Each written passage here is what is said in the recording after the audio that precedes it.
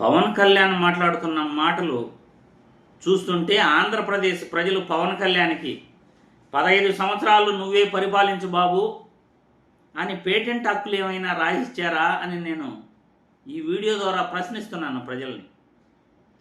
15 సంవత్సరాలు మేము కలిసి ఉంటాం, 15 సంవత్సరాలు మేము అధికారాన్ని పరిపాలిస్తాం, వైసీపీ పార్టీని అధికారంలోకి రానివ్వం.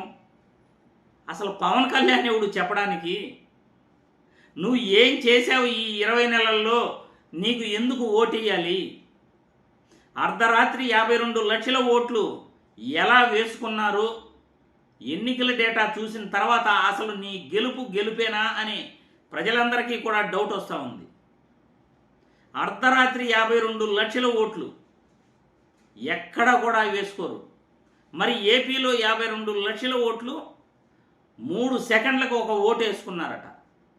పరకాల ప్రభాకర్ గారు బయటపెట్టారు ఎన్నికల డేటాని. మరి నీ గెలుపే ఒక గెలుపుగా రాష్ట్ర ప్రజలు భావించట్లేదే. మరి 15 సంవత్సరాలు నేను ఖచ్చితంగా గెలుస్తాను అని ఏ రకంగా చెప్తున్నావు పవన్ కళ్యాణ్ అని నేను ఈ వీడియో ద్వారా ప్రశ్నిస్తున్నాను. అంటే ఈవీఎంలని ఇదే విధంగా మ్యానిపులేట్ చేస్తాము అని మీరు భావిస్తున్నారా? మరి రాష్ట్ర ప్రజలు ఆలోచించాలి. ప్రతిసారి కూడా ఈవీఎంలను నేను మేనేజ్ చేసి అధికారం మేము తెచ్చుకుంటాము, బీజేపీ అండగా ఉండగా మాకు తిరుగులేదు, ఇలాగే మేము గెలుస్తాము అని బహుశా పవన్ కళ్యాణ్ అనుకుంటున్నాడేమో. ప్రజలు ఆలోచించాలి. ఈ విషయం చాలా సీరియస్ మ్యాటర్. ఎందుకంటే ప్రజలు ఆయనకి పేటెంట్ హక్కులు రాయించారట. ఒక గుడి లేదు, ఒక బడి లేదు. ఎన్నికలలో ఇచ్చిన హామీలు ఒక్కటి నెరవేర్చలేదు. మెడికల్ కాలేజీలకు కూడా కనీసం ఒక 3,000 కోట్లు కేటాయిస్తే 10 మెడికల్ కాలేజీలు పూర్తవుతాయి. 3,000 కోట్లు కేటాయించడానికి ఈ ప్రభుత్వం వెనకంజ వేస్తూ ఉంది. మరి ఇటువంటి ప్రభుత్వం పేదల కోసం ఆలోచిస్తుందా చెప్పండి. యోగా డే కార్యక్రమం కోసం 350 కోట్లు ఖర్చు పెడతారు. 450 కోట్లు మంచినీళ్ళు తోడడానికి ఖర్చు పెడతారు అమరావతి రాజధానిలో. మరి ఒక రేకుల షెడ్డు సచివాలయానికి 100 కోట్లు కూడా ఖర్చు కాదు, 1150 కోట్లు ఖర్చు పెట్టారట గత ప్రభుత్వంలో 2014-19లో ఒక సచివాలయానికి.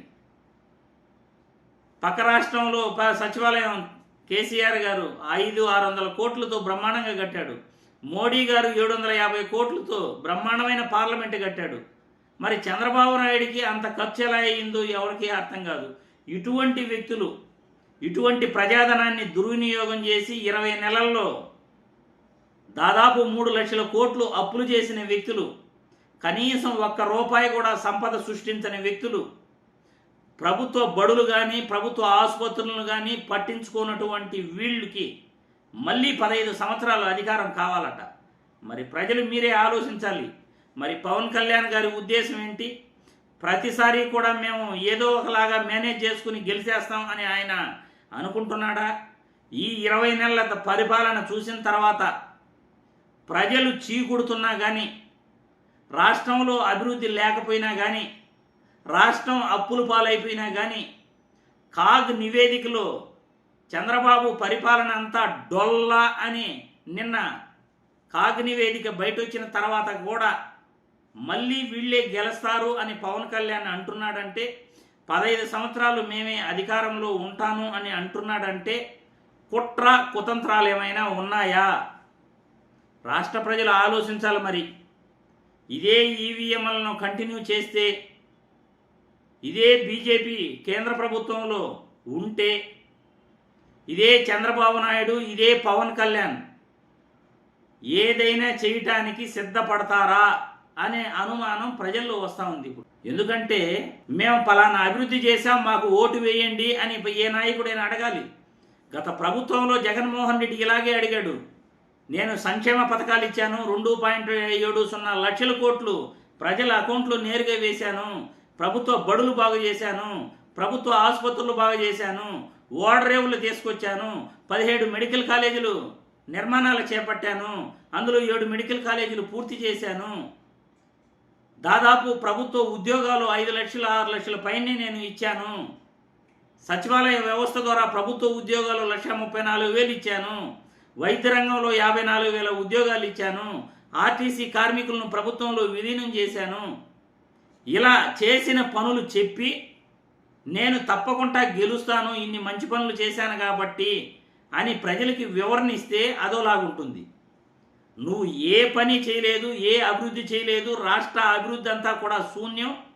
రాష్ట్ర అప్పులే 20 నెలల్లో 23 లక్షల కోట్లు పైనే చేసేశారు.